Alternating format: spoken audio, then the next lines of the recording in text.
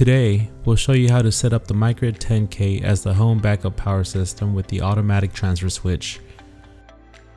First, connect the 50 amp cable from the MyGrid 10K to the inlet box.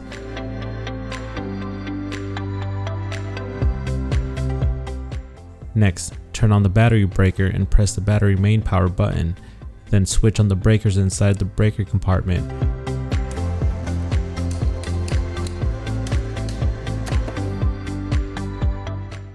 Press and hold the generator main button for 5 seconds. After the countdown, the system is ready.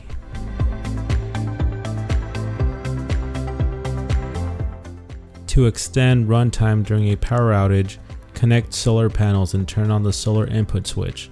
Now let's simulate a power outage. At first, the lights and heater are powered by the grid.